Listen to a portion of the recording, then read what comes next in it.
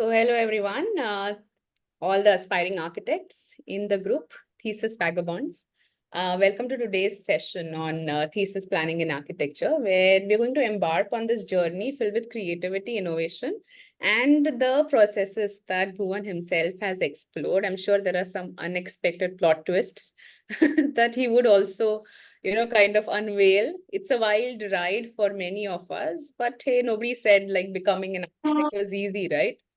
So fear not, all you fellow thrill seekers, because today we've got Bhuvan, who was last year's Indiana Jones of architectural thesis. So he's going to show you how it's done, with his trusty map of creativity, his compass of design process. He's actually braved the untamed wilderness of thesis planning and has emerged victorious with his legendary NIASA thesis award as Oh his no. ultimate treasure. So in the morning, Bhuvan called me and he was like, "Is it all right if I am a little funny in my presentation?" I said, "Okay, then I'll give you a good start with that." Okay, so grab all your safari hats and buckle up because today we're going on an adventure with Bhuvan as our guide.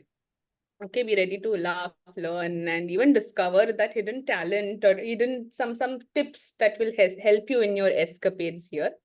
So, awaiting a roaring round of applause to welcome Bhuvan here, and we dive head first into this wonderful world of thesis planning in architecture.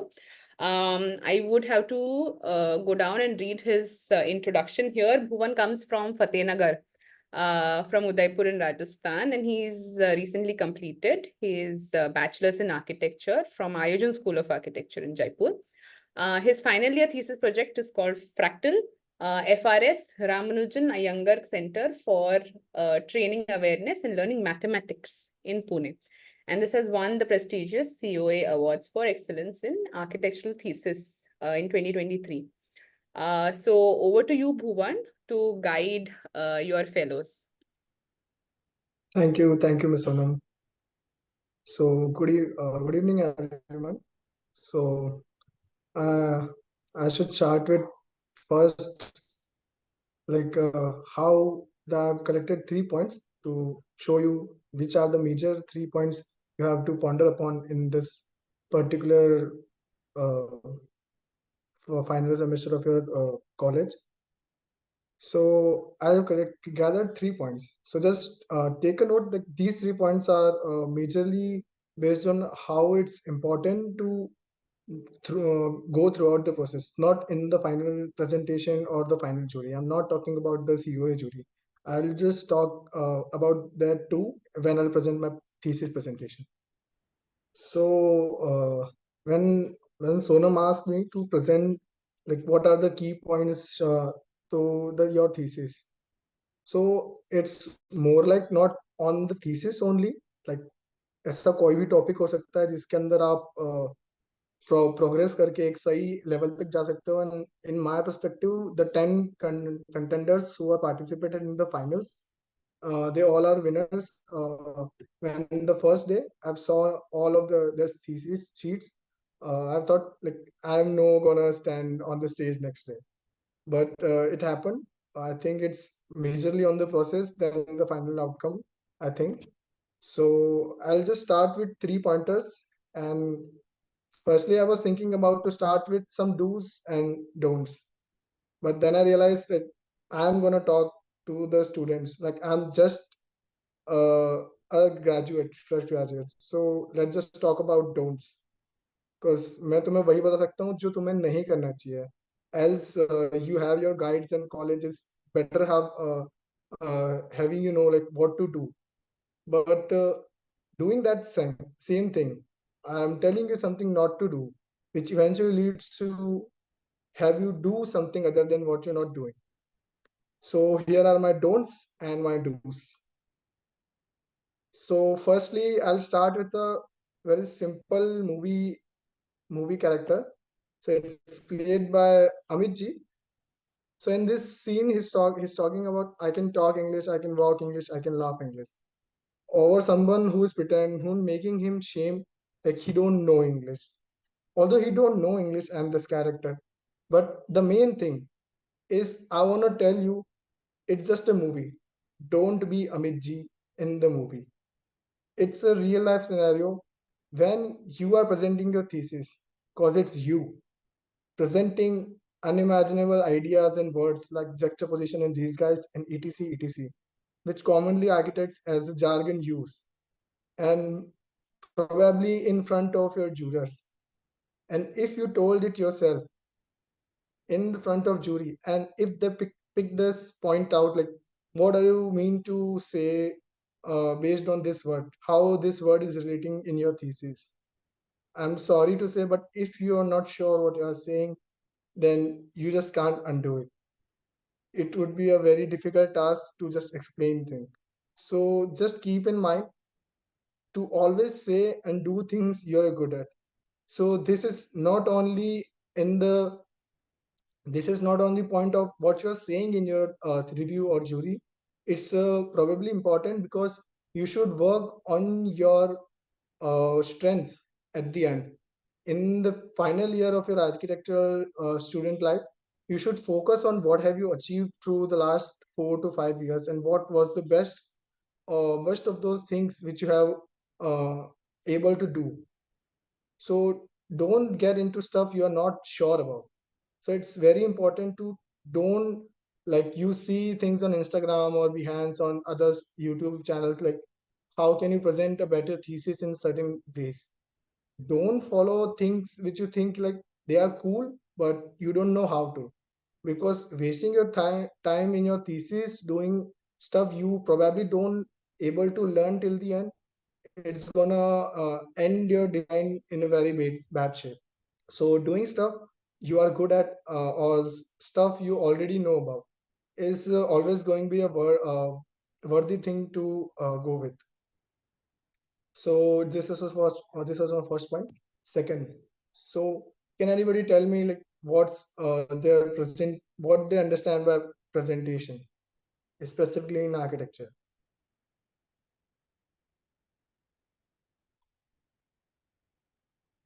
Can you note down in chat, like, what's the main thing in presentation in architecture in the chat?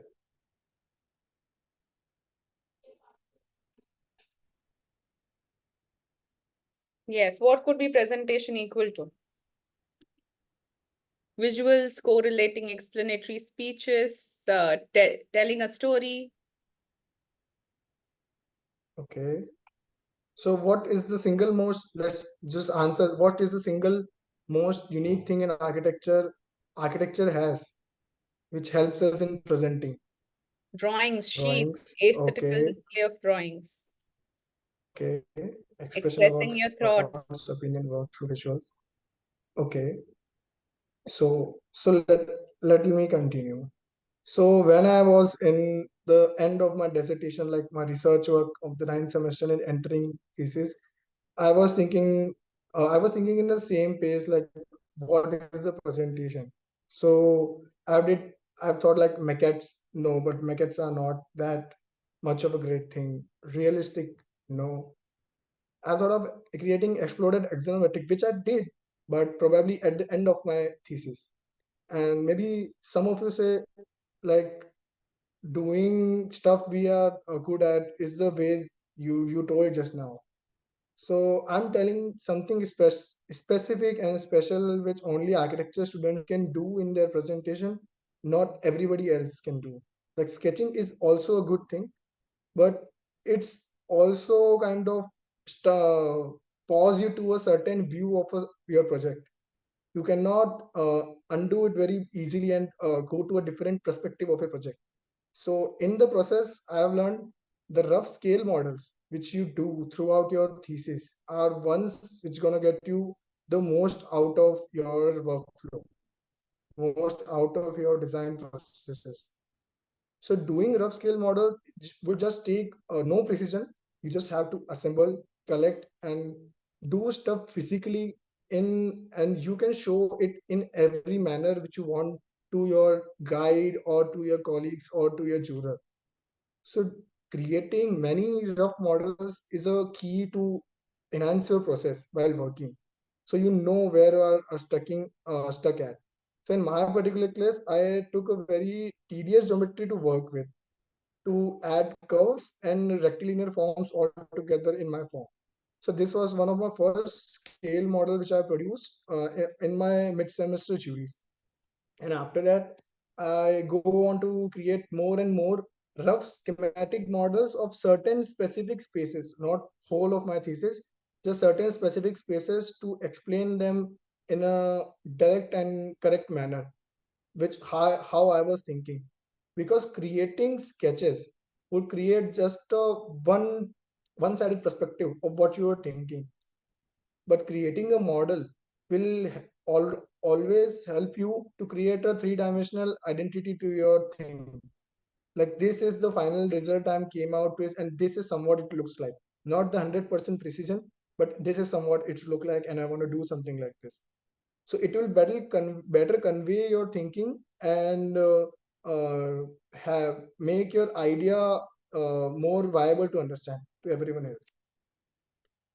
So this specific thing of creating models helped me till the end when I have created my Rhino model and then implemented onto the physical model.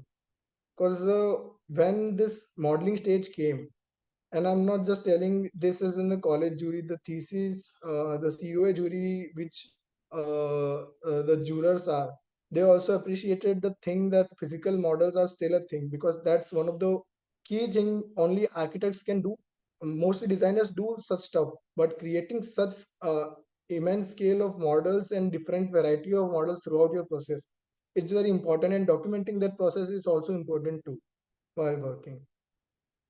So that's how I came out with how I can relate and build that form at the end. If I haven't started creating models in the first place, maybe I don't know how could have I figured out creating such model at the end. So this was my second point. Third, so third is probably one of the main thing. I guess. Sorry. Okay. So third is one of the main thing of all three is that your guide is not the problem solver. So he or she cannot hold you or just drag you on his shoulder. But he can be, but it has a tricky thing to it. Like your guide knows more many stuff than you do at the stage of your thesis. But how can it be done? Like mostly I've seen other colleagues and other friends of mine doing things like, what should I do? They go to their guide and just ask, what should I do? No matter how good and how bad their guide is, they'll probably respond, what happened? After that, you most of them say like, I don't know. The main thing is you don't knowing where are you stuck can lead to only one thing, like your guide just have a pause and may flip around and see the next student, because he and she also has to cater most of the children, many of the children. So going on to this, like, can be, but how can your guide become your problem solver in the process of your thesis? So it's the main thing which goes from the start of your semester till the end, because you'll do many things like going for case studies, to going for site studies, creating live diagrams, creating live sketches, and analyzing them. And every time you need to know how to do analysis of such problems with the help of your guide. They will show you how to do such stuff. So better ask, like, I'm stuck at this thing. Ask close-ended question. First, clear it out yourself, like what I'm asking, what I'm thinking about, and what I'm paused at. Why I can move about this. To know that particular point is very important. So that's why it will bring to that aha moment for your guide, like, okay, so this girl or that boy is stuck on that problem because of this particular thing. So only this thing can help you throughout your communication process with your guide, because it's a very mm, I think very vague thing people tell friends. My friends also told me like, why to present our guides. Just we have to just present in our reviews, and that's all going to do the marking system. So don't do that. Communicate with your guide. Eventually, there are only 2% in the whole world till your thesis is completed that know every single decision you will make on your thesis. So it's very important to communicate with them, even you think they are good or not.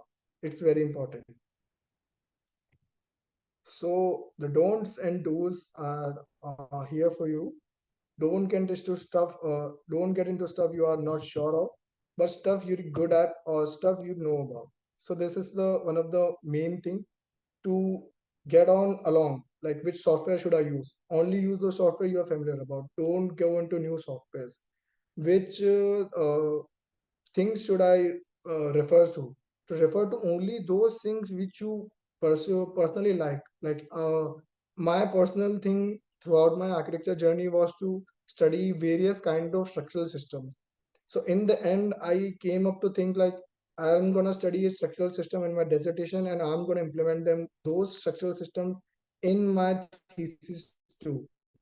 So that was the thing. Like, I am kind of into those things, so I did those things. So it is also always better to do stuff you're good at. And presenting is not always rendering will soak up most of your time.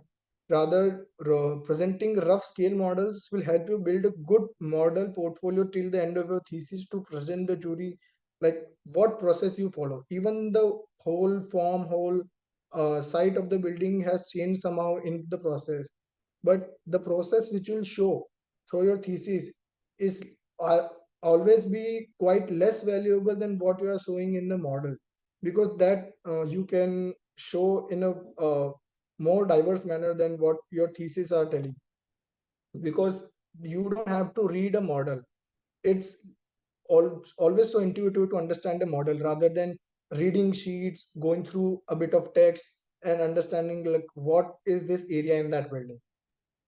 And thirdly, asking questions is not going to help you. Asking close-ended and precise pinpoint questions like I'm stuck at these things is going to help you.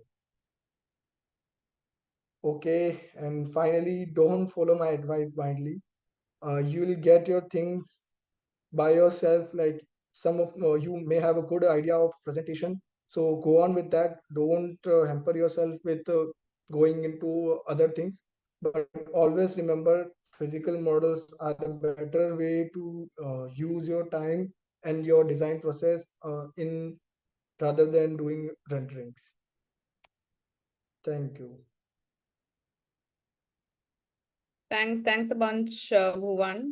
That was insightful. I mean, I'm sure that there are many more lessons that you learned while you were doing your thesis, and there are a lot of questions that I have in that order. But we do have your thesis presentation itself, right? That you could share with the participants. Yes. Yes. So let's move to that. Yes. And if any of you have any questions about this whole process, like I myself have many questions about how many models did you make, how much time did you spend on it, and so many more things. So just requesting everyone to use the chat box to type in these questions, and we'll ask Bhuvan towards the end of the session. Yes, Bhuvan? Okay. Oh, Sure.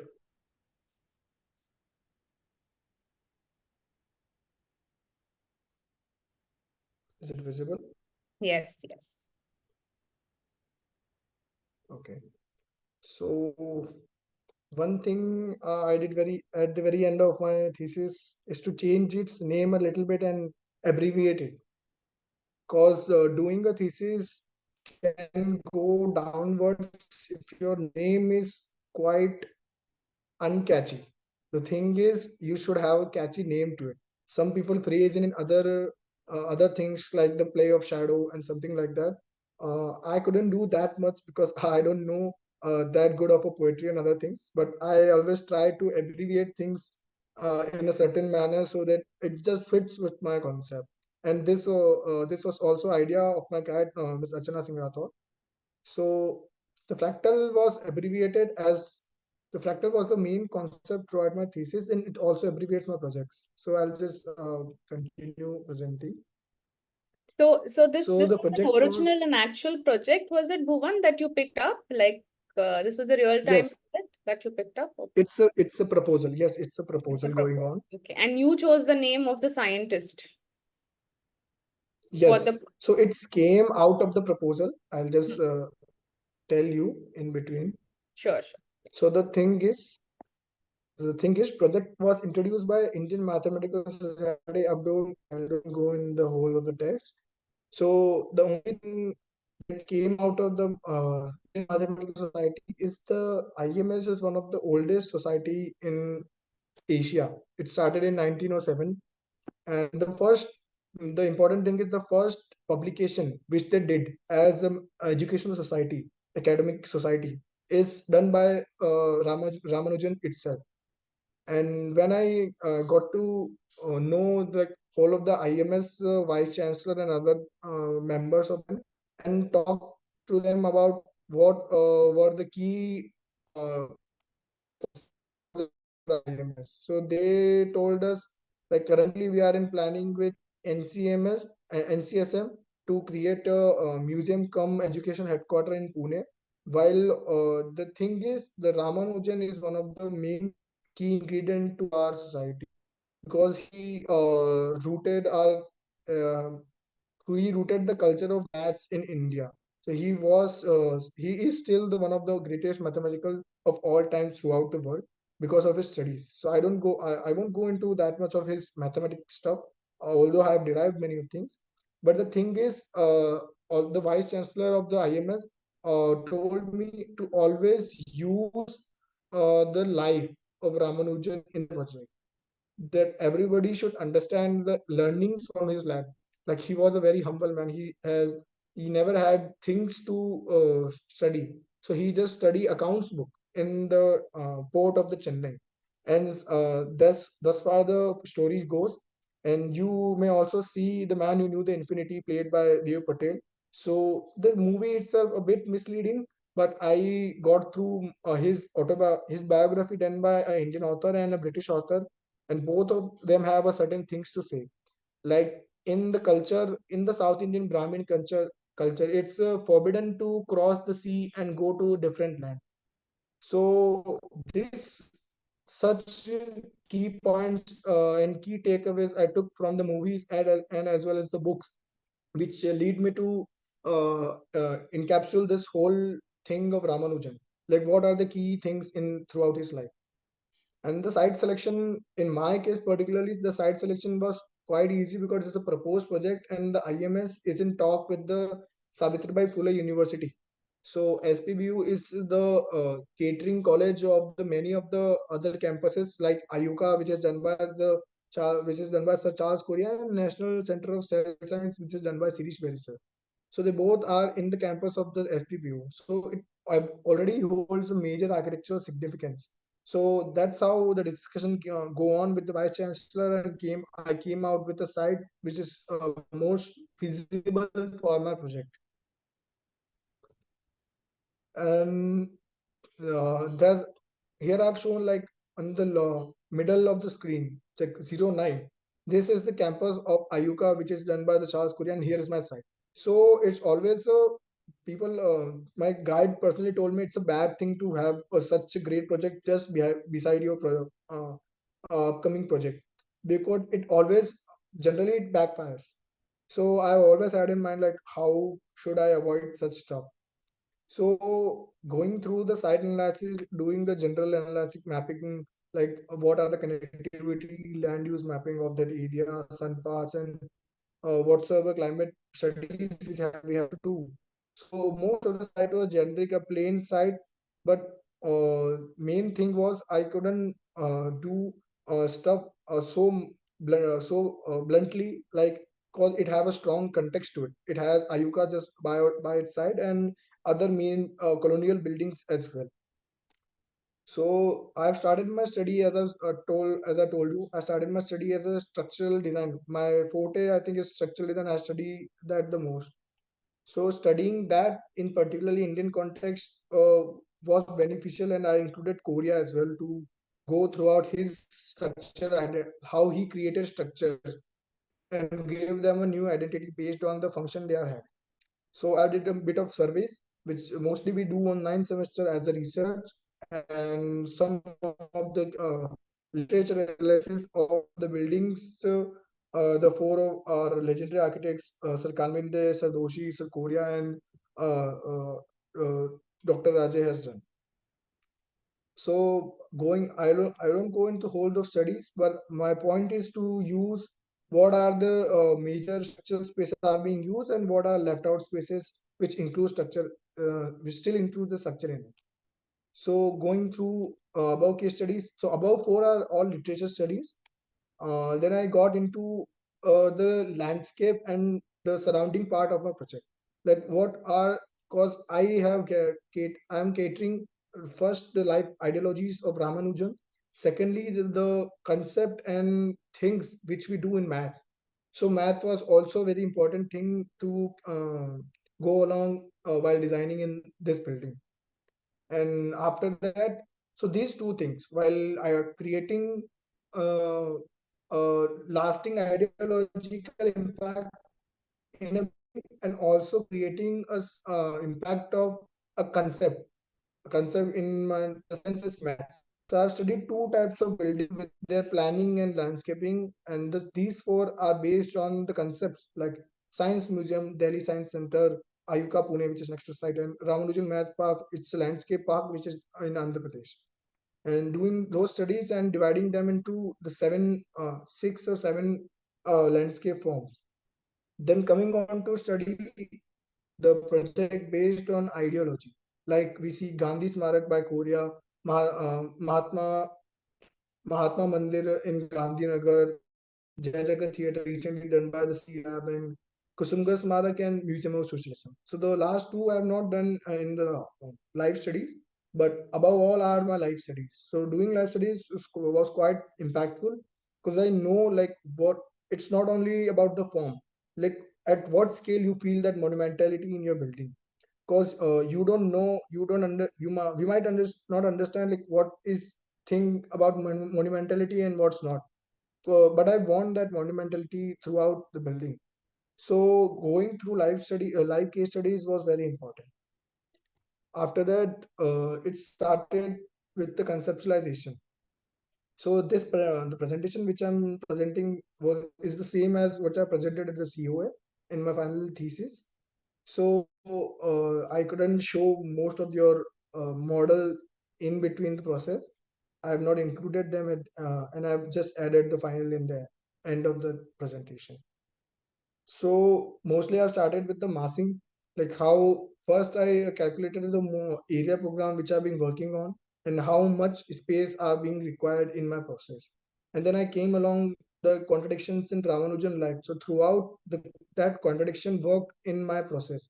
The contradiction was Ramanujan had two lives.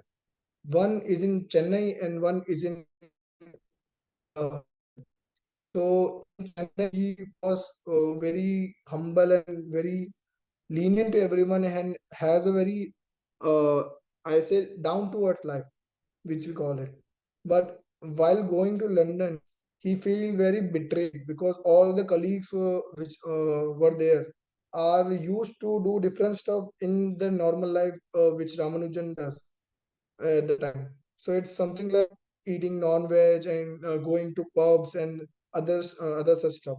So Ramanujan felt betrayed, like I'm not belonging in this community. So that concept, that contradiction came out with the two circle of life, and that evolves the every contradiction throughout my process, like creating a circle within a circle, whereas creating a circle square within a circle. That always this also contradict. Creating an unconventional path to connect two circles, not centrally but radially but tangentially. So going along this incorporated in my structure as well. Like in one building, you see it's structurally honest. It shows the whole structure on itself. But on the other side, this particular building doesn't shows what's inside. It just have a gist of what the massing of the building and its why and a monumentality to it. So the first one is representing like his life in India, whereas the other presenting his life in London, and using the same thing the colonial architecture did in the SPBU campus, creating the arc corridor was a major thing with the basalt stone of the Pune of the local Maharashtrian region. So going on with this, the present I've explained majorly in my presentation at the COA as well, concept. And going on, I've tried to manage always in most of my presentation in the COA and in the college, I've always tried to follow the rule of plan and elevation or plan and section in the same sheet, because it's more easily legible when you have both of them aligned together in a same scale than doing something different and throwing them onto the next sheet. Until it's axonometric, always present the orthographic drawings in the parallel manner to each other. So going on to create a step well, which is going smaller as you go down, whereas creating a dome here, a structural dome in the first building where it goes wider as you go down. And following same step, like showing the whole site with the same scale as the plan, and continuing the showing the spaces of the plan and in the elevation. Like here we can see the structural difference in both of these buildings have. One is supported by an internal ribbed dome, which is catering the whole weight inwards of the building, and one is whereas tensioning out. So this tensioning out and compressing in thing was clicked me by one of my structural professor. So he told me, why don't you use a different material for both of the buildings? So in the first building, I've used the concrete only because concrete is very good at compression, whereas the other thing in the building, it's tapering outwards. So I've used steel as a primary structure and covered it with the concrete to show its unnatural structure, to show its fanciness to the outside world, to have a building which is made out of concrete but still leaning outwards. So it's create a contradiction to in this building itself. And I've ended up with the so always I was try to end up with the axonometric because it's better to have a whole thing summed up in a single picture. So these are the major floors. So these two and three are each of the floors in building, and these two are the identical. Two are the inwardly identical structures. Like one is dome and one is court, expanding court outside. And then I presented my physical models. So this was my final models, and that's how I end my thesis. Thank you.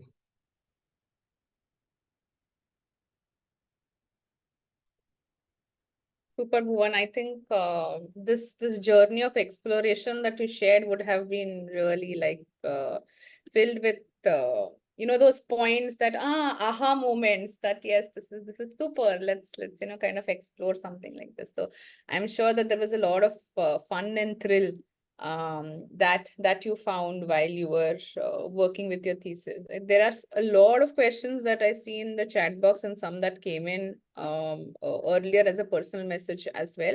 But let's begin stepwise. You mentioned that the Vice Chancellor of IMI, Indian Mathematical Institution, is someone whom you got in touch IMS. with. So Yes. how did that I happen?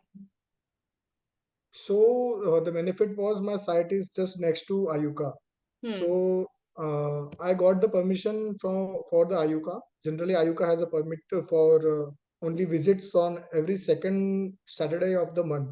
Hmm. So I don't know such stuff, and I went to the major administration of SPU and asked them that if it's possible to get me through the building for a 15-minute journey, and Hmm. if I can see the whole building. Hmm. And in that same building, I asked one of the professor who I met in library that if they can help me reach out the person who's the vice chancellor of the IMS. So Hmm. they told me that they also sit in the same SPBU campus. So they currently sat on the, I think, mathematical department of the SPBU campus. So I just got the number from them and got on that same day I got to contact them and have had a meeting with them next morning. Hmm. Very enterprising of you. Very nice. So that's something that all the students here can also take back from that when you are at the moment at the site and you need to kind of make the right connections, because I'm sure that once your thesis is done, you won it as well. You must have shared the news with him. And if they want to really Yes, integrate your ideas into and execute them into the works, then that's like a stage two, that a new life that your thesis also sees. And that's a good continuity, yes. right? So is there a part two to this story? Did you get in touch with them after you won? So when I met them, they were already in talks with some architects. So I did share with them like whole of the process and what's are my outcome. But I don't know if they are still pursuing with the same thing. Like I don't know if they are already have finalized or they are Hmm. still in the process. So that's a Right. question mark for me too. Right, right. But just take it forward with them. I'm sure that, some good things will come out of that. So I think with respect to the questions that we would like to ask you are mostly about the breakdown of the timeline for completion of thesis. We have a student Ayush. He said that he will be traveling, so it will not be possible for him to unmute and ask the question. So I ask it on his behalf that when you are breaking down the timeline for when you began your thesis till the completion of thesis, I'm sure that it was not a straight graph, right? There would be highs and lows when you would be working on certain projects, on certain aspects and parts. Like there's also this question coming from another participant who Preeti Duseja, who says that how did an ordinary non-submission or non-jury day look like for you during the thesis presentation? So how many hours per day were you dedicatedly working on thesis? So can you just help us explain how you worked, and from that come to what worked for you, what didn't work for you? So maybe if there is some change that you would recommend, or you would recommend the same regiment for the other students as well. Okay, so it's kind of a same thing, like what's the timeline and how the journey throughout looks like. Hmm. So the thing is, we in our college we mostly start with the start of January and continues till I think mid June. So till this time, currently now we are standing in the mid Feb. So mid Feb was the time we have completed our live studies. Hmm. Or if we haven't completed, like we are in finalization of doing that. So till mid Feb, it's a good time to do all your literature. Find out your literature studies based on what project you are doing, and how you finalize that is mostly based upon finding key pointers in your thesis. Like what are you naming your thesis? Because I haven't named my thesis, which everybody saw in the final. I have named something else. It started as a museum of geometry. Hmm. So I've picked up the Museum of Geometry from the proposal of IMS, and it evolves based on the process. Like I found Ramanujan and those key pointers added throughout the journey, and I've continued them. Hmm. So that's the thing. Find the key pointers. Do studies based on those key pointers. Like I've done one in the ideology of a person in a building, and one is the structural integrity. How to present that in a building. So doing finding those key pointers was good. Creating a schedule of doing live studies, because you probably do many live studies if you have a relevant project to see throughout India. So it's good to go possibly everywhere. So I've been to Ahmedabad, Bombay, Bangalore, and Delhi for my live studies through my thesis. So you better try to get in touch, or maybe you can find major literature data. Sorry. After completing the this live literature sorry study, it's good to continue parallelly with your conceptualization. Like while doing the study, you should know what are my takeaways from this project. So don't left the project without knowing like what are the takeaways. Just don't go and take photos and made some sketches, came out like present your professor. So here I've done this, and these are the outcomes. The outcomes are not the photos. Outcomes like, do you want that monumentality in your building or not? If yes and no, find out that yes and no, and then came out of that project and understand how you're directing your project in your conceptualization. Conceptualization is mostly start with uh, knowing how much area required. It's a very essential thing. Mostly people avoid it, like how much area required. They just some jump directly into the form, some jump directly into the plan. So conceptualization happens. Do conceptualization in both ways, like do sectional work and do plan work parallelly. Don't do only 3D, don't do only section, don't do only plans. In the start you can do holistic work because you don't know you are not catering all the complexities of areas which are going to happen in the project. So at the start you should start with the holistic approach, to start with a section, plan, and form altogether. And this in my case probably ended in mid-April. So mid-April was a time like I have frozen the whole of the mass of the building, and then continued to draw out the major schematic plans in the actual materials which are going to use in the building. So till April I was most till I think March end I was in the single line plan stage, to how to use that space and how it's affecting other spaces surrounding it. So doing planning was being in the planning stage till mid of April is fine. So it's good in our case. So we have still 1.5 months remaining. And till that time, I made lots of conceptual models to present, and some of which are just 15 minutes before my jury started. So that's the thing. And What the do you other mean question you 15 minutes asked, before your jury what started? is the so I have the plans, I have the sections, but I don't have that particular schematic model to it. So while I have presented my sheets and there was a lunch break in between, and juror told me like I'll come after 15-20 minutes. So in Hmm. that 15-20 minutes, I'll just choose any rough material I could possibly work with and made a schematic model to explain the whole thing, because the section wasn't uh, enabling me to show the whole things in my plans and other drawings. So that is actually in continuation with one of the questions that Sandali would like to ask. Sandali is your senior, right? Sandali Rathod is from Junior, your college now. So you're yes. her senior. Yes. So Sandali is asking, where were these physical models used for design exploration as well as presentation? Because right now you spoke about how important it was for explaining the design to the jury member. But how many models did you make to explore the design? So I did, I think, three to four models I have created. Hmm. Two which are showing the whole of the massing of my project. So one is a very schematic done by thermocol and paper chart sheets, and others are and one is quite detailed to show the courtyard of the specific in a specific block of the building.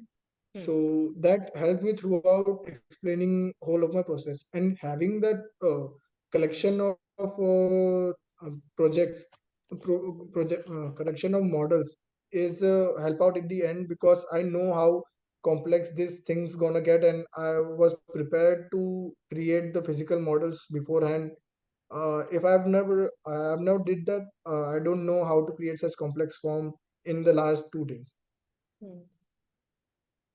That's right, yeah. So it's important both while exploring the form as well as for yourself, as well as to explain the three-dimensional quality of the space to the jury members.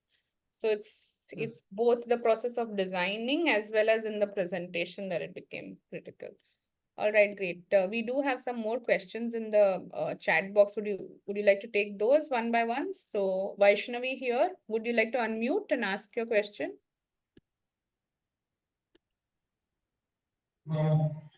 Hi, Bhuvan. Hi, ma'am.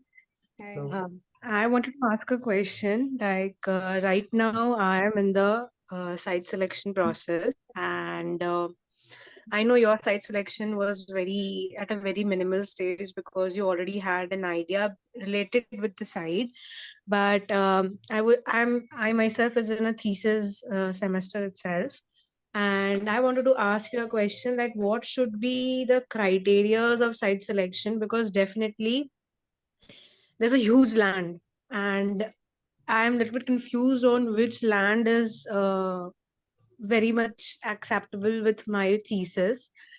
To sum up with my thesis, I am doing an Vaishnavi, the question you asked on the chat box, it's really more about how to time the start of how to work with the presentation, because this question that you're asking is so intense and it's so detailed that a Bhuvan or even me sitting here without hello. understanding the context of what your project is will not be able to respond to it. So we request everyone to not ask design related questions here, because Bhuvan is just 1 year senior to you all. So it's not that he's capable of guiding you with design yet, right?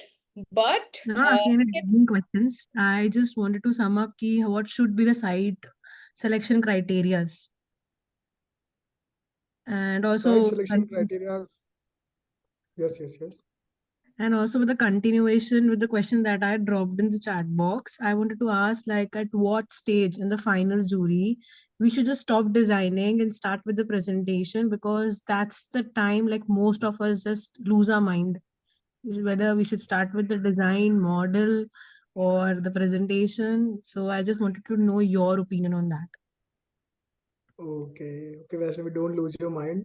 It's a very simple thing to firstly don't get into stuff like I said before, don't get into softwares or stuff you don't clear about.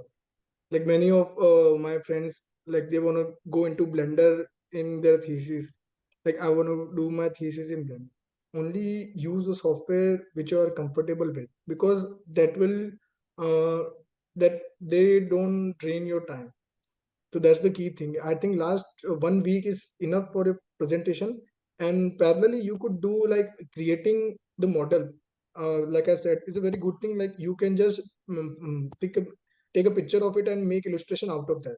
So that's very easy to do. It's hardly take half an hour or 1 hour to create an illustration out of a taken reference photo. So that's a good thing if you can do parallelly throughout the process. So presentation is a thing to you could do throughout the process.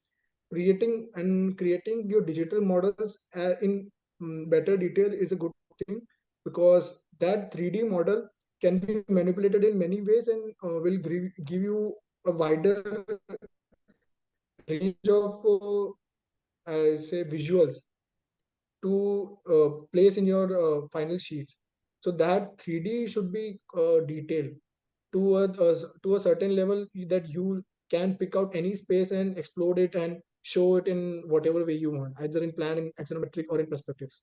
So creating a model in creating models, digital models in detail is very good, and creating those same things after creating a physical models is better, because you know how that physical thing is made out of, like what operation did you use to create that physical model. So using those same operations in your 3D model and digital model would be very helpful at the end. And like don't like if you use, like many of you use must have used SketchUp or some basic 3D software. Just use the temporary view, the permanent view which they have. Using that was enough in the college time, because you just go to explain things. I know there's certain marks to presentation, but don't follow much of the presentation. Leave the presentation for the end.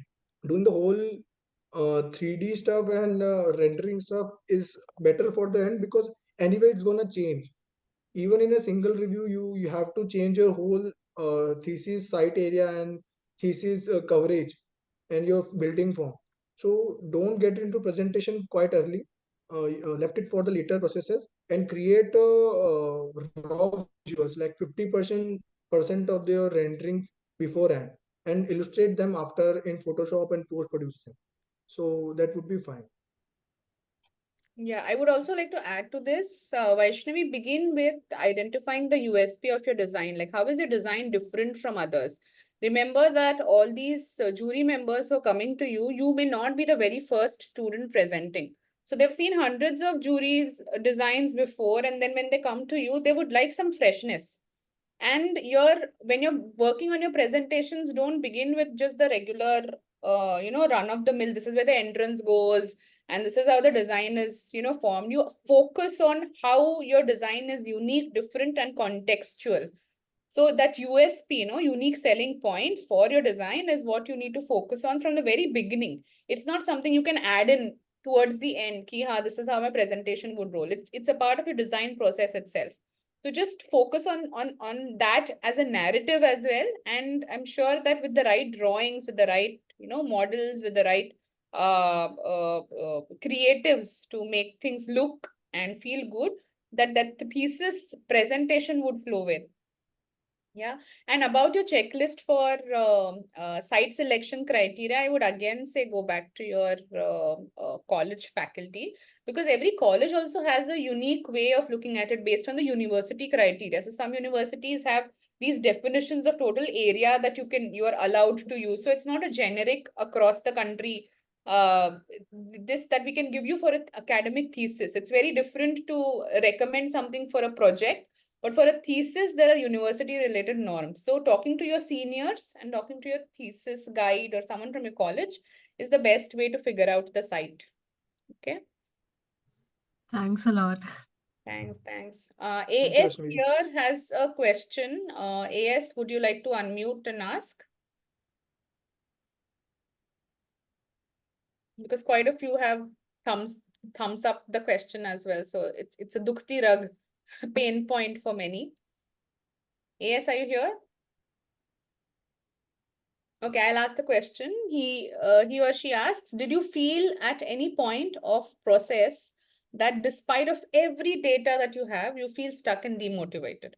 And if there was a time when you had every information, but the design was not coming to you, how did you restart? What was the fresh approach that you took?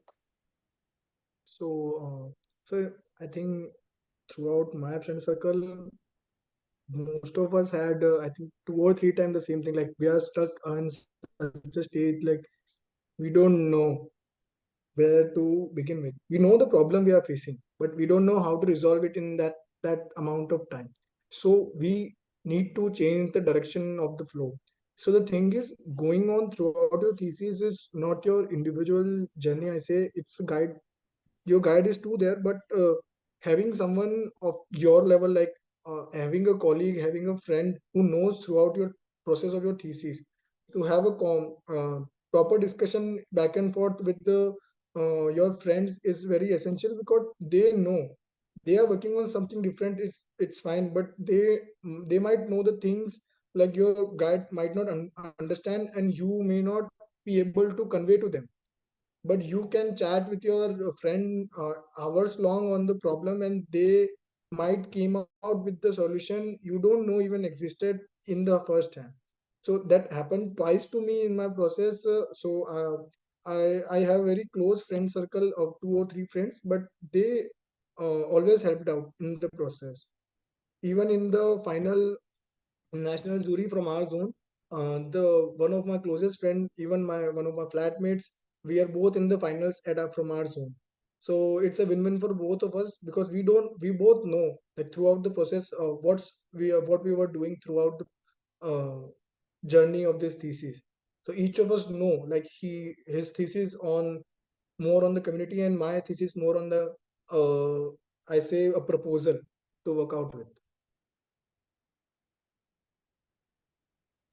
Yes, so having a good peer support system helps. Getting in touch with your seniors with almost similar typologies also help, because then you can also cross-vet and verify your area program, amongst other things. Go to the library and glaze through all the thesis books and identify the closest title, and just get in touch with that senior, because I'm sure that that to and fro would also give you a lot of food for thought. Especially if you're stuck, now take a break. Just be for one day, just say that I'm only going to browse through Arc Daily I'm only going to browse through XYZ things and just take a break from wanting to work on your work and just look at other designs which may kind of give you like a problem solving approach to looking at Arc Daily can also help some of you. Okay. Like So moving. what Sonam said, sleeping on your ideas is very good. Like have an idea and sleep on it 2 nights. So that those 2 nights will help you. I think those one empty day and those 2 nights will help you go through a problem. You know, either I'm dropping that problem, I'm doing totally something different, or you know, like how should I proceed with. So in mid of your thesis, it's good to sleep over your ideas, I think. Yeah. And many of these things you should take it from the, like it's easier said than done, right? Like you yourself are experiencing your thesis. So figure out, what kind of a break works for you. So although Bhuvan may recommend something, I may recommend something, that's because of the people that we are. You need to figure out how that break comes to you, right? Sure, And sure, sure, uh, sure. and go ahead with that. So Aditya, your question, would you like to unmute and answer? Ask.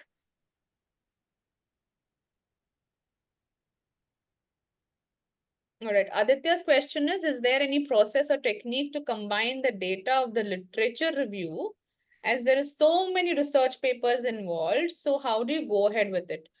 There was this question was also similar to one that we received in the WhatsApp messages as well. So how do you translate your literature review into the design? Because in February, many of them are at exactly this stage. Okay, so I think the question is not totally covered. I think you should pointing on how your process of combining the data affects your design. So it's reverse engineering, I think. If you know like what kind of building you're coming out with at the end, how is the areas are being working in your project and how the user group. If it's mostly on the building, then you can reverse engineer it. And if it's on the user group, like many people have the transit based project, so they have a major thing like have to know the user quite specifically, because the user group at that stage is in a very particular stage. They all are in emergence.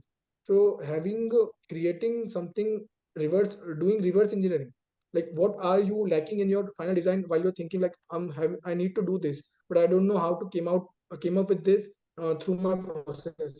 So it's also quite a back and forth. So sir, put down the things you want at the end and reverse engineer those ideas through the process and find them in your literature studies and your other, I think, papers which involve those studies. So it's a good idea for architects because we have to know us to a certain level what we are producing at the end. Obviously, it's a thing of process, but at the start, you should know like what I'm gonna produce because you are good at creating such buildings. You should know how what kind of building typology I'm comfortable working with in the last 4 or 5 years. So reverse engineering, I think, is a good thing to pin down the points you may need at the end to justify your answer in the building and find those things in the literature and in the research you going through. Yes, so I think what Bhuvan is suggesting is a way where you create an hypothesis at the very beginning, and that hypothesis is like a creative hypothesis that this is how my building is going to look like. Now you identify where are your gaps in information. So you say that for this building to be built, I need to know user analysis. I need to have typology based information. I need to have an understanding of structural systems. I need to have an understanding of the context. So this is how you could do reverse engineering, that for my final output, I need XYZ information. And then you put it out through your research. And then your research is actually answering your question. So it's not just random information that is being collected and you're thinking what to do about it. The literature is actually answering questions on how to go ahead with your design.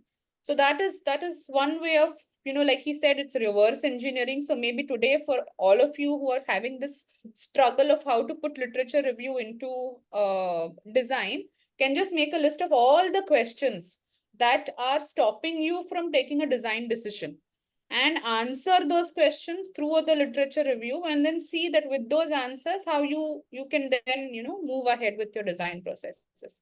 Is that what you're suggesting, Bhuvan? Yes, yes, yes, Yes. yes, yes. Yeah. Good. Okay. And literature review many a times now. So whenever I am talking about thesis, I just recommend students to go through that documentary of the Jewish Museum by Daniel Daniel Lipsky Epstein. on YouTube. It's a 20-minute documentary. Now, in that documentary, he actually talks about the context. He talks about the site. He says why he chose that zigzag on the site. He talks about what he wants his design to, kind of feel like. It's the last sonnet of one of a larger opera. Then he wants it to be like silent and non like the continuation to be silent. Then he talks about how each and every element, there is a tower of holocaust, there is the garden of exile. So he's creating smaller elements in the larger program which become his highlights, and that help him go ahead with his presentation as well. So that is reverse engineering, that you begin with what are the experiences that I want to share, what are the structural systems that I want to talk about towards the end, and my explorations or my literature review is an answer to those explorations. So it also helps you with the presentation towards the end. That whole journey of closing in the design sensibilities with the study that was done before, and how that to and fro happens, it becomes very seamless because you began with questions. Okay. So, Yes, yes. who else? Oh, documentary link. Yes, I'll share I will share the link of the documentary. How does the urban study of your site help you while designing? This is a question by Puru. I think I had a major urban crisis per se in my thesis, because it's when generally we use urban study for the thesis based on, like, we are creating a hypothetical project in a scenario and how it's going to affect that particular area, particular concept, context, and particular user surrounding that area. So I particularly can't tell, like, what the major use of urban study. But in my case, limitations are like, what are the preconceived buildings, and what are the notion of those buildings are like there is a notion to Charles Correa's Ayuka which he penned down himself, like, "Okay, I have created this building for the uh, for the existing to know what the future looks like." So that was a major pen down idea in the Ayuka. So I just took that pen down idea by Korea and put it in my concept. Like, I have to create something which should represent the future in the present day and age of the engineering and the creation of architecture. So that's the urban analysis. This is one of the major points which I took from my urban study in my project. I hope that answers your question, Puru. Okay, now I'll come back to some more questions. Now, this is related to the NIASA competition as well. So while they're preparing for their thesis, some of them would also like to figure out, post thesis, applying for these different competitions and how to go about with them. What are the criterias for submission? What are the things that you realized you had to rework on while for the NIASA competition itself? And you think, if they know it beforehand, then they can have like a first movers advantage through your experience to work on it. So just tell us a little bit about the NIASA award.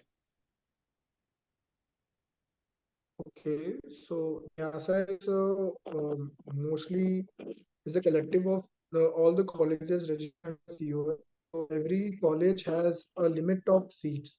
So it starts with the dean to choose how many, what students they're gonna place or they're gonna send to their zonal jury. So zonal jury happens first, and then after we'll have the annual juries, national juries.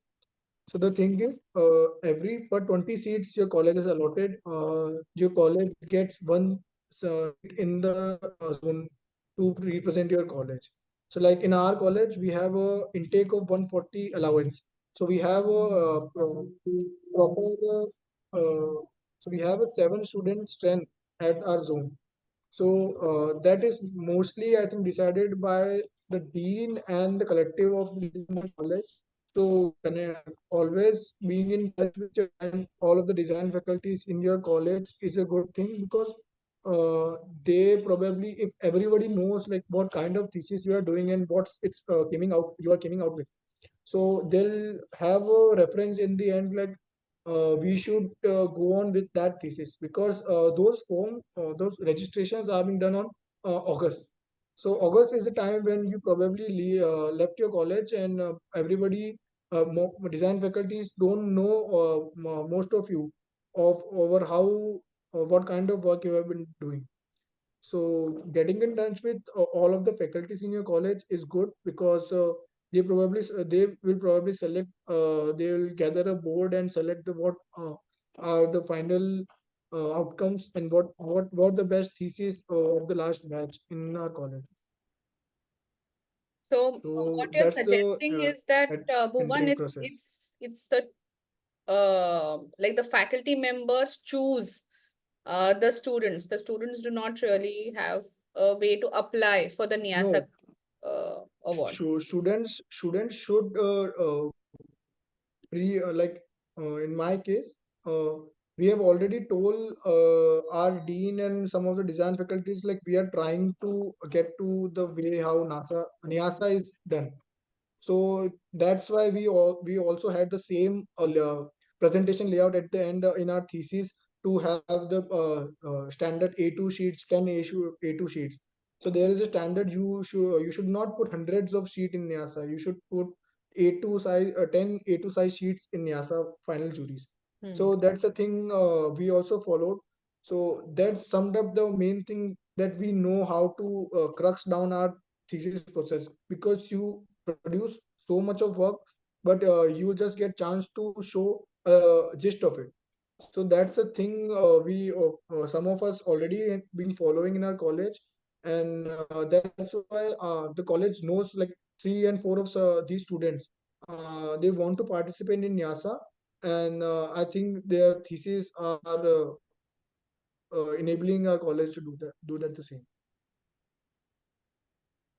Okay, so that's really good. I what I'll do is I'll also share screens and let me check this.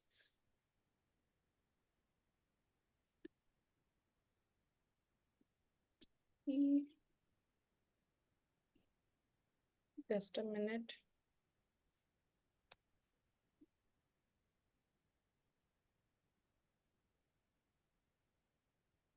Okay, I'm not able to share screens, but I'll drop in the link of two of our competitions. One is the Udita Gold Medal, that students can nominate themselves. And Bhuvan, in fact, if your thesis and your design is universally accessible, I would recommend that Yes, you yes, yes. also apply for this competition. The second one is the Asia Young Designers Award, which just, I think Nikita did put in some photographs from the live event as well. So while NIASA is something that you can do through your college, of your individual accord, you can apply to these external award competitions and medals as well. And they can kind of take you through on your journey. Um, the next question that I have for you is really about when you're composing a compelling title, because generally that's the first impression that people get of the design. So what are the suggestions? Like in your case, you ensured that it could be abbreviated into fractals, which was also your concept as well. So what ideas and suggestions do you have for them while they're curating and putting together their titles?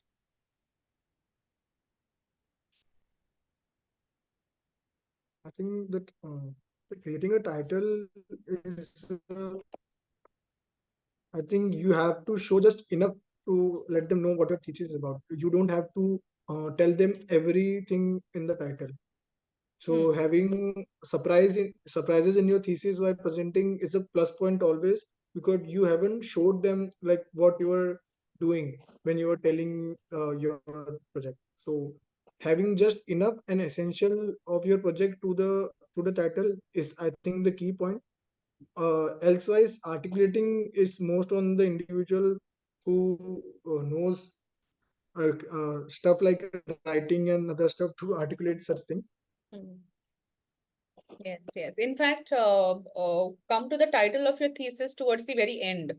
Once you know what is the character and the flavor of your thesis, what you're designing it around is when that character itself will give you ideas on how to go ahead with labeling and titling. So don't be bogged down by naam kya dena hai, pehle naam to de do and then I can begin with my design. No, it's all right. Begin with your design, like, nurture Your it. name will change. Your name will anyway. Yeah. You should change, I think, throughout the process your name to refine. Nice. Okay, so there was this question from Redmi Note 5 Pro. I don't know who you are. Why did you use Rhino as your modeling software and what are the advantages? I think the only three software I've used throughout my college are, I think, Rhino, AutoCAD, and Photoshop. So I only know these three software at the most. I've never been a SketchUp guy, uh, because early on in my college, I've been with the seniors who use Rhino. So while doing their work and helping out with them, I understood like whole the concept of Rhino and why it's quite better creating different forms. And I was also always into structural, how different kind of structures are being modeled. So when first time I've used SketchUp in the classes, it was quite, it's intuitive, but it's quite rigid to work with. So I never get into SketchUp. I'll stuck with Rhino, and that's the end. I think that's continued throughout my internship and till my thesis as well. So Rhino just came to you by chance. It's not something that you consciously decided. It was something that you were more comfortable with. Now, the reason why I'm Yes, saying this is because I want the students to realize that the tool that you choose, okay, like whether he chose Rhino or he chose SketchUp or whichever other model, the tool that you choose does not make you the winner. It's the design and how you're telling the story of the design that actually is important in this case. And you choose the tool that you're most comfortable with. Do not get into learning a new software right now. Okay. So do yes, not do sure. not do not think that learning this software is going to make life better or easier or anything. All right. So Anushka has a question. Would you like to unmute and ask your question? Yes, ma'am. Shoot. Yeah. So I was just asking, like, have you ever come across any backlog or something like that before your thesis in academics? Yes, I did come up with a few, but I've managed to clear all of them before my thesis has completed, my thesis semester. So All that was a right. good thing. Yes. Okay, fine. Great. Before So thesis, so you're saying right now. So Anushka, your question is basically if you have to juggle both thesis as well Yeah. as the backlog. Is that your Hmm. question? Yes, yes, ma'am. Because like I have one back in my subject and right current semester is my thesis. So that's why I'm having to clear it by after the end of the thesis by giving exam. Okay. So that Yeah. is how many days after the thesis? Like it would be in June or May. And your thesis would be in May. May. Okay. Okay. No, it's not obvious. Yeah, there are many students across the country, and everybody has a different schedule. So I just had to ask these things. But Anushka, it's completely fine. Like you've had history of architecture, theory of structures, so many more construction, so many more examinations that you did along with your architectural design AD studios, right? So it's just in your mind. You just feel that, oh, its thesis is going to take so much time. It's just that your teachers have taught you everything that they could. Hence, there are no other classes right now. If there was anything left, they would still say, "Yeah, come to college and do." So it you feel as if thesis is going to take all of your life. all of your time, and you'll not be able to manage and work, but you've done that in the past. You juggled through many subjects, you've juggled through many exams, so you have to take it with that approach, that it's not going to be difficult to cover the backlog while thesis is happening as well. So divide your Yes, time, yes, divide yes. your weeks, divide your months, and see what suits you, and kind of just go ahead with it. Just change that thought that thesis has to have all of your attention, because an architect's office can't afford that as well now. An architect can't say that, oh, I've received this one project, I have to focus all my energies only on this one project, and then another client comes in and they're like, nah, sorry, occupado. Cannot work on it, right? So that is a part of life, and if you just change the way you're approaching it, then things will kind of become smooth and easy for you, just like they did in fourth year and the year before and all. Yes. All right. So I think with this, we've come to, okay, there's just this one question from Sharanya. Would you like to unmute and ask your question?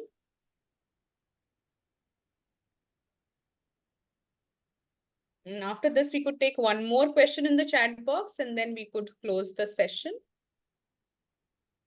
Sharanya, should I ask the question on your behalf? Yeah, so Sharanya says hello. How are we supposed to work on quality and quantitative analysis? And how to break down that data on inferences. So Bhuvan, I had asked you if you would like to share your literature review to them. So maybe this is a good time to share screens and take them through your literature review, just so that at least they know your journey of dividing your literature and qualitative and quantitative analysis. Okay, I think I've already shown those things. Yes. Like I have few of the just a minute. Few of the structural researches. So one thing is keeping in mind to study Indian architecture is very important in while applying for COA, because they'll see through you like what kind of inferences and references you have to. So taking references of Indian architecture is much better because it suits the context, and you will know like what are their ideologies. Those ideologies will be converted in your I think inferences. So those ideologies is a very good thing to catch upon Yeah. while And those are doing the your studies, qualitative like aspects of who design. designed that building. Yes. So those qualitative aspects which came out with the architect itself who designed that particular building. Why did he did that particular thing or she did that particular thing in that building? So that will came out quite handy to you when you are finding qualitative data. What are the main crux of this project? So those crux you will find in the text or speeches or interviews done by that particular architects or book published on that particular buildings. I think the thing, if you have such projects which are being published, so just use those articles and crux down what are the essentials you are looking through you want in your projects as well.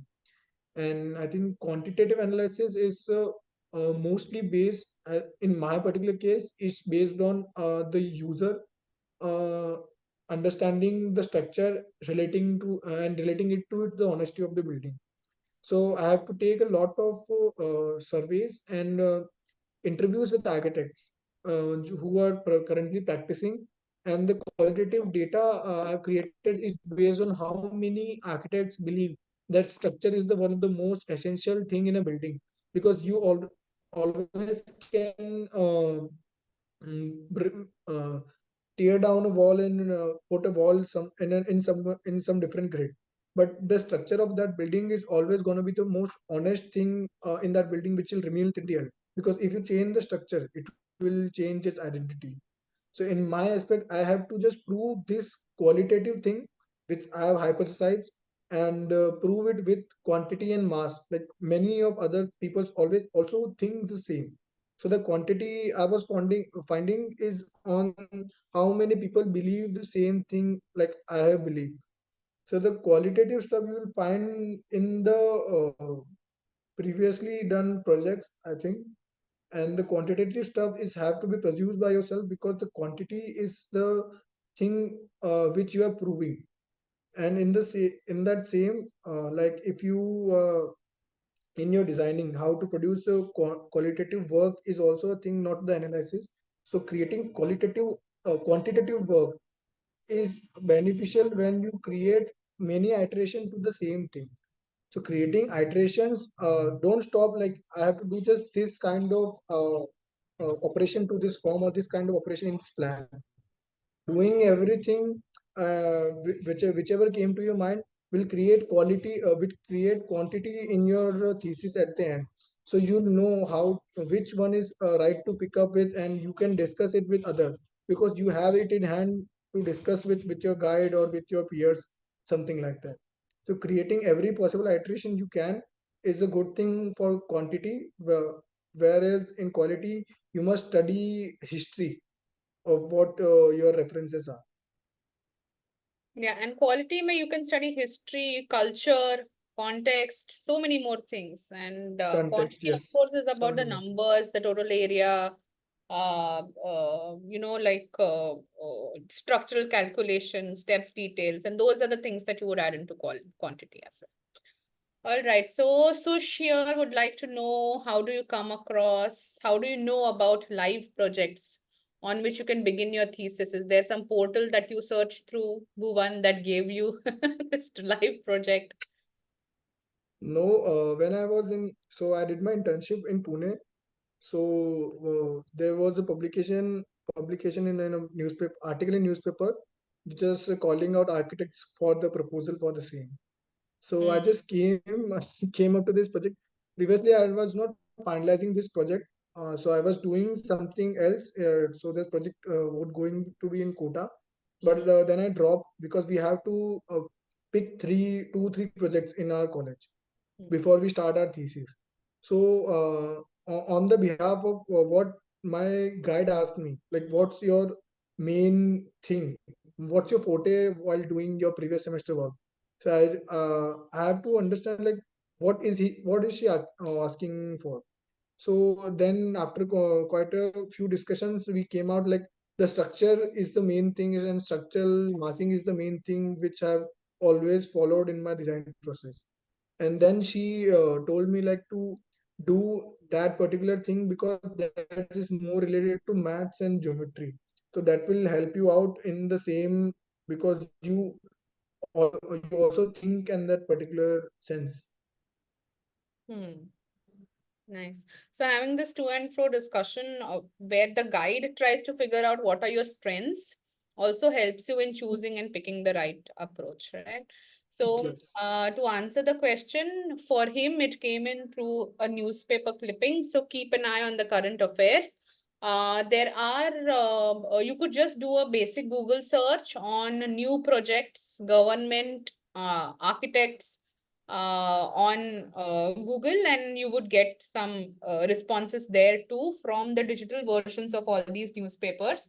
You could also go to tenders.com, tenders.co.in, and figure out if there are any tenders in the typology that you are interested in, which are live projects that the government is offering to. Yeah.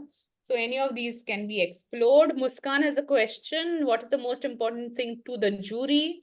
Should we focus on that we should focus on during the entire process, coming up with innovative approach or being cost effective? Allow me to take this one, Bhuvan, because it's very important, Muskan, that you do not design for the jury. So what is the most important thing for the jury does not matter to you, because it's possible that one jury will come with a very like, you imagine you have one Chitra Vishwanathan coming to you, and she would say that, where is biodiversity? Why are you not celebrating ecology? Why are you not talking about nature and sustainability and conservation? And then you have Sushant Rajput coming in and saying coming in and so he comes in and says that, where is the computational designs? Where are the computational aspects of things, right? So it's every individual has their own approach style. Charles Correa would like to talk about modernity with Indian traditions being blended in. So you cannot design your project for the jury because you don't know what ideologies they're coming in from. Someone may say that designing like an MBRDV or Norman Foster buildings that we see currently in urban India now, because of the globalized approach, that is the right way to go. If that is the right way to go, then these are not cost-effective buildings. Like they cost more close to 18,000 per square feet, which is really high. Like we've never seen these costs before. But it is an exploration of technology, built form, designs, and other things. On the other hand, you could actually go the Hunarshala way and say that it has to be cost effective, it has to be people centric, it has to be, participative in its approach. What is the solution that your design requires, that your site requires? It has to be your focus. Okay, Muskan, this is for everyone in general. There's no pleasing a jury ever, because if you design to please one type of a jury, the other one will be miffed. So you please yourself. You please and be, you please the joy that you would have with a good design. And that is what you need to focus on. All One right, more one thing, plus. like to add. Yes. One more thing on the same question I would like to add, like do your process so thoroughly that everything is so linked. Mm. If all the things are linked to each other, you have to go by those linkages.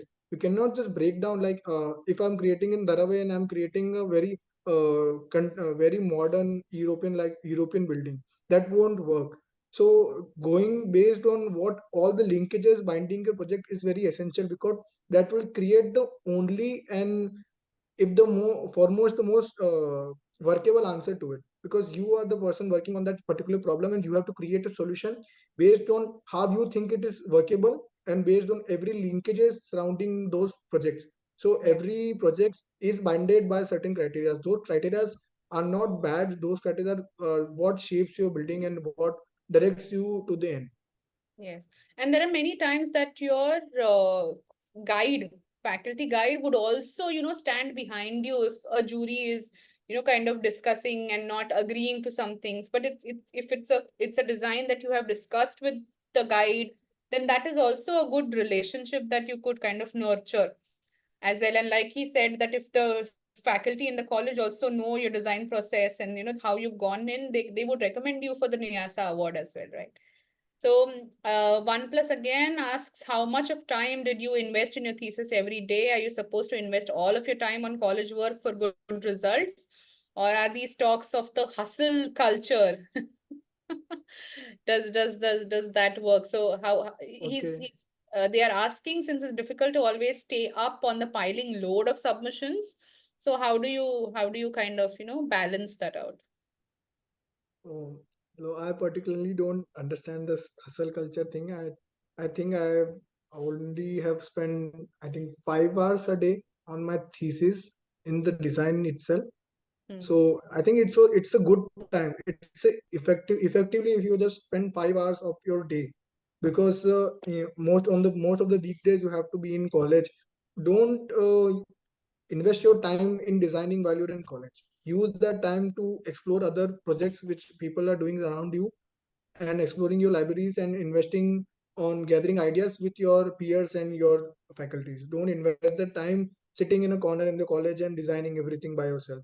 That Yeah. won't work. Use the college time for the discussion and easily enjoy after coming to college. Just spend 2 to 3 hours in the weekdays, and I think 5 to 6 to 7 hours in your weekends. So that would work too. So I was not one of the most acing students in my college as well. I also did based on like what I felt comfortable and based on my process. So just do enough work. You don't feel fooled by yourself like I'm not doing, or you may be fooling yourself like I've did enough. I can manage that next weekend. So Yeah. just I think, also know a good that. way to approach this could also be, imagine that you are running an architectural office, and this is actually a project that has come to you. And you are the only person who is the employee of that office. Now, see how you would divide the time and make like you've been an intern, right? You know how an office functions, how it works. So you know the processes that offices follow, where there is division of labor, division of time, They put in deadlines, they have these discussions. So then you have your colleagues and peers, like Bhuvan said, go and talk to your friends, go and talk to your guides and your mentors, take in those inputs, then move ahead with your design, take those necessary breaks. While like in your office also, you would be taking breaks. It's not like throughout 9 to 5, you would be working like a mad person, right? So that is exactly how you need to work on your thesis. Like just imagine that it is your job, it is your project, and give it that 9 to 5 for it to suit. Because many a times, and especially right now, like later when you come closer to your thesis, you can for sure give it all 24 hours. But what happens many a times that we do not understand the importance of consistency in working in these early days. And we say, ki, we have time, we have time, we have time. Like architects, we will only work last minute. Right? And then you pile on a lot of things that you have to do in those last 1 week of you. So, but you already know what are the things that you need to work on. So just create that system for yourself and say that today I'm going to spend time doing this. You put an like an output for yourself, that this is what I need to achieve, and see if you can get it achieved in here. Because suddenly when you shift from your thesis into a job again, it's going to be very difficult for you, because you're so used to that comfort of ease, or that extreme run sprint that you have to take towards the end, that that transition also kind of becomes difficult. So just plan your days out a little bit. Yeah. And